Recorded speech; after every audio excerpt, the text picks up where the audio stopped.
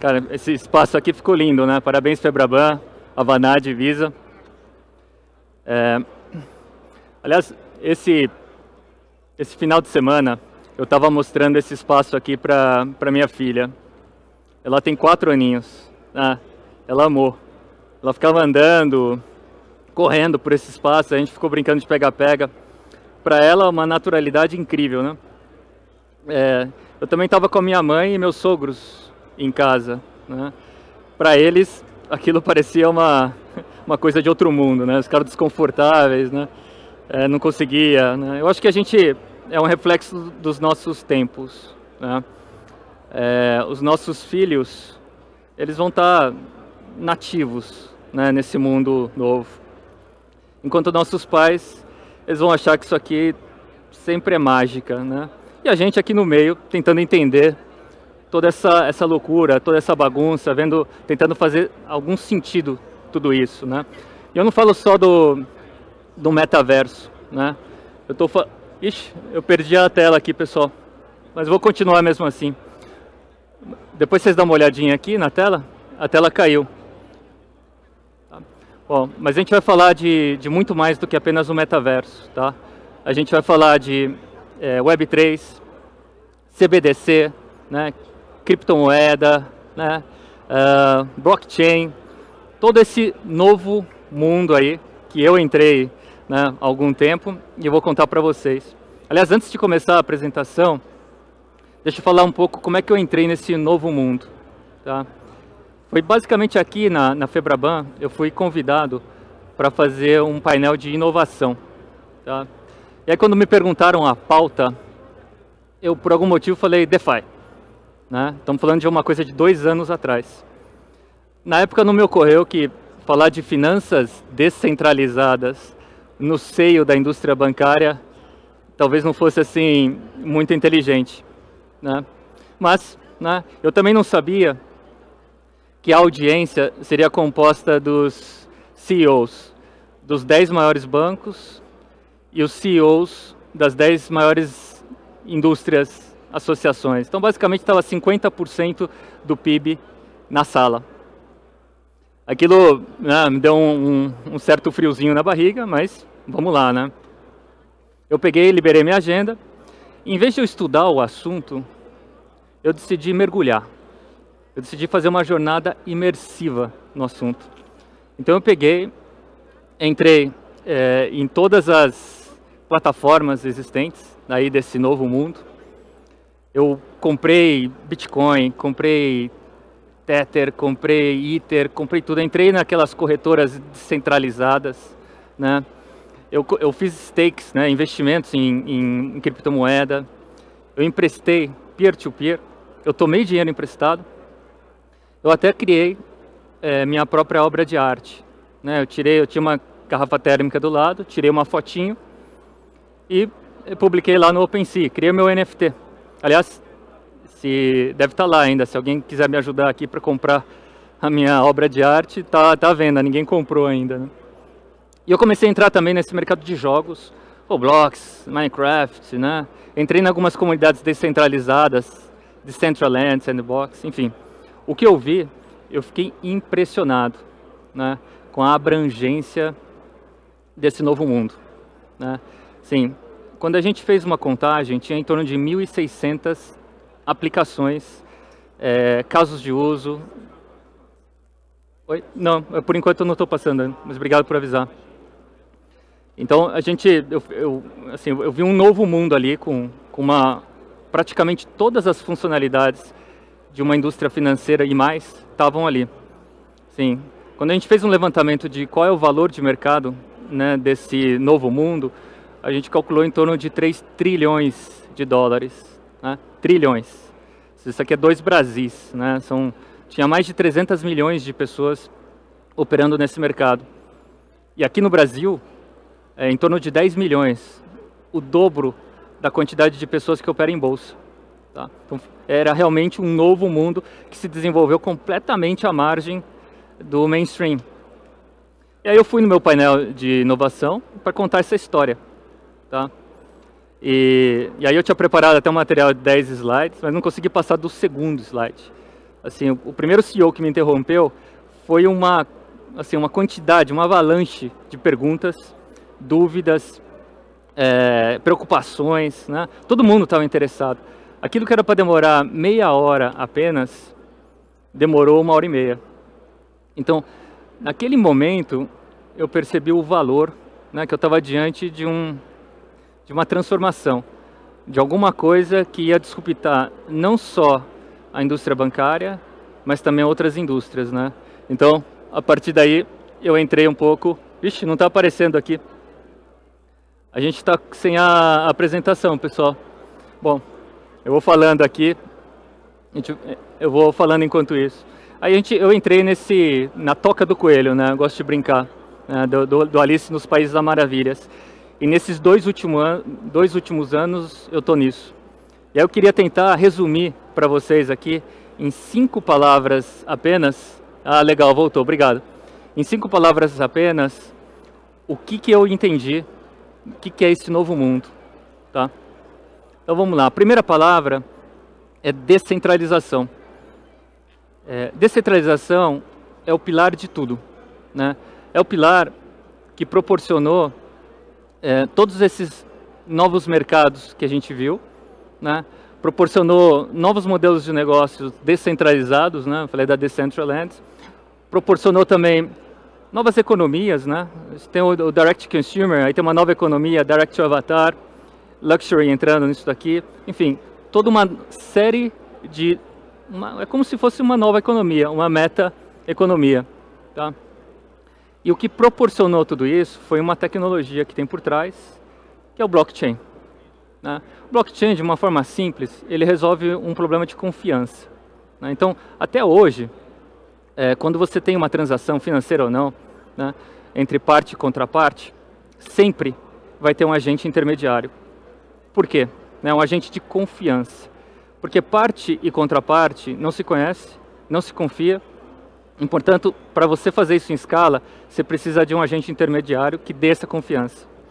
A tecnologia blockchain substitui esse agente intermediário por um código imutável. Então é ele que garante a transação aconteça. Então você não precisa mais do agente intermediário, portanto gera muito mais eficiência em um novo mercado peer-to-peer também, tá? Então que proporcionou tudo isso. Essa é a primeira grande palavra, tá? E aí a segunda grande palavra tem a ver com experiência. Então a experiência hoje, né? A experiência digital, quando você avalia mesmo, ela evoluiu muito nesses últimos 5 anos, mas ela continua transacional, né? O que eu quero dizer com isso? Quando você acorda, né, você vai e entra, olha seu Zap, ou você entra no banco, vê um extrato, faz um pagamento, depois você vai fazer um call, faz um video call, depois entra no WhatsApp. As experiências são muito boas, mas elas são transacionais, né? E o mundo aqui descentralizado talvez permita a gente pensar em experiências mais imersivas ou experiências de experiências, né? Um mercado que fez isso super bem é o mercado de jogo. O mercado de jogo é mais imersivo, né? Eles começaram como um jogo, né? As pessoas ficam muito tempo lá, mas no final eles perceberam que aquilo é uma plataforma de experiências, né? Então, outros mercados, né, outras empresas, né, outras comunidades tentaram fazer o mesmo. A Decentraland é um bom exemplo. A Sandbox é outro bom exemplo de comunidades descentralizadas que estão experimentando experiências mais imersivas, como a de jogos, né? Mas não só esse mercado, digamos, não mainstream. As próprias... Ixi, caiu de novo. As próprias empresas também estão fazendo isso. Então, não sei se vocês sabem, no mercado de música, né, durante a pandemia a gente teve o maior show, está no Guinness. Foi um cara chamado Travis Scott, quase 40 milhões de pessoas. Isso aqui, para ter uma ideia, né, é 1000 Maracanãs ao mesmo tempo. Ó, é pandemia, talvez não se repita, né, mas é avassalador, né. E tem também outras marcas brincando com tudo isso, né. Vou passar aqui rapidinho, mas você tem marcas como Balenciaga, trabalhando aqui, tentando dar uma experiência diferenciada. Você tem a Nissan, né? A Nissan brincando com Star Wars. Você tem a Hyundai criando uma sede nesse Decentraland. Você tem a NVIDIA, né, trabalhando com Digital Twins, pensando em eficiência. Enfim, no fundo, as marcas e os segmentos também estão trabalhando um pouco nisso, né, pensando em como dar novas experiências. A terceira palavra, né, para a gente falar é sobre criatividade, né?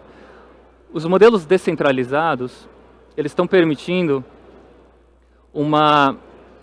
você incentivar não só as empresas que geram conteúdo, que são as tradicionais, mas você gerar conteúdo na ponta, né? Ou seja, dar formas de você reconhecer e remunerar os usuários finais. Então, dentro dessa linha, ainda embrionário, ainda começando, a gente está vendo um movimento de um marketplace muito grande disso, né? Que tá justamente, né, ajudando os usuários a explorar a sua própria criatividade, seja em games, avatares, acessórios, né, real estate digital, né, avatares hiperrealistas, enfim, uma série de assuntos. E tudo isso para atender as pessoas, né, que estão buscando uma identidade nesse novo universo. Né, vocês aí estão com uma identidade de cada um, né, eu também aqui. Mas também as próprias marcas estão buscando isso. Ou estão buscando agregar valor, como é o caso da Nike, né? A Nike está buscando valor com NFTs, mas também outras marcas estão criando avatares, né? Isso foi um hype, agora diminuiu bastante. Tanto marcas mais sofisticadas, como marcas mais populares. Tá? A quarta palavra, para a gente entender esse mundo, ela se chama interfaces. Né? O que são as interfaces? Vocês estão aí usando, né, um Quest 2. Né? Então, vocês já perceberam que a experiência, se eu ficar aqui 1 hora com isso aqui, vocês vão ficar com dor de cabeça. Né? Ou seja, apesar de, né, ter todo um investimento, mas assim, multibilionário, em cima das interfaces, né, ainda existe um certo ceticismo. Mesmo, por exemplo, quando a Facebook, né, agora a Meta, lançou o Quest Pro dela. Né? Muitas marcas aqui botaram muito dinheiro. Né? A gente está falando de marcas como Sony, Vive, estamos falando de Microsoft, estamos falando de Lenovo, estamos falando até de algumas marcas mais de luxury, como Ray-Ban, Spectacles. E até que, finalmente, coincidentemente, nesse mês, a Apple lançou o dela, né? O dela é o Vision Pro, né? Então, ainda que houvesse um nível de ceticismo alto, né, eu acho que a gente tem um sopro aqui de esperança com a Apple, que traz uma proposta diferente, né? Uma proposta mais baseada em ecossistema, em experiência, em entretenimento. Tá? Última palavra aqui para a gente entender do que a gente está falando é a infraestrutura. Tá? Eu gosto de chamar de infraestrutura, são os esteroides. Tá? São as tecnologias que vão permitir alavancar muito mais esse novo universo. Seja através de mais banda, como o caso do 5G, ou latência, né? Todas essas experiências dependem muito de latência, ou a própria Generative AI, né? Que aí quando você juntar GenAI com todo esse terreno fértil aqui desse novo mundo, aí a coisa, assim, os casos de uso vão ser incríveis. Bom, wrap up de tudo isso que a gente falou, tá? Esse mundo todo que eu acabei de falar se desenvolveu aqui nos últimos anos, completamente à revelia do mainstream, né? E eles conseguiram, de certa forma, tanto no tempo como no volume, provar que essas novas tecnologias as conseguem escalar, né? Bitcoin, por exemplo, já tem 15 anos, né? Mas muitas dessas tecnologias aqui operam volumes de milhões por dia, né? O criptomoedas opera 50 bi de dólar por dia. Né? São tecnologias, são tendências que já escalaram, mas que ainda não atingiram o mainstream. Né? Isso aqui tudo somado, hoje, pós-inverno cripto, deve estar dando em torno de 1% do PIB. Para a gente realmente chegar num nível, double digit do PIB, uma coisa tem que acontecer. O que tem que acontecer? O mercado institucional tem que entrar. Né?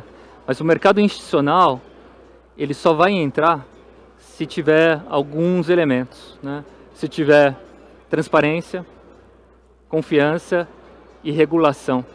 Né? Então, aqui no Brasil, a gente está unicamente posicionado, né? Porque a gente tem um histórico incrível de inovação em escala.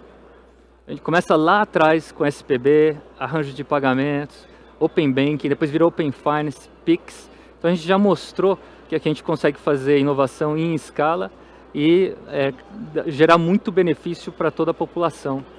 E com relação agora a esse novo mercado, a gente tem umas novidades também interessantes. Final do ano passado saiu a lei de ativos virtuais, né? No início do ano saiu uma portaria CVM, agora o presidente Lula assinou o último decreto. Sim, hoje o Brasil tá posicionado como o mais na vanguarda em relação à parte regulatória também. Então a gente entende aqui que as condições são dadas para que a gente consiga fazer a junção desses dois mundos. Pessoal, muito obrigado a todos, obrigado aí Febraban pelo convite. Se vocês quiserem dar o double click, aqui são só 15 minutos, a gente vai ter 15 palestras, 15 painéis que vão acontecer aqui do lado, tá? Pessoal, boa tarde, bom evento a todos.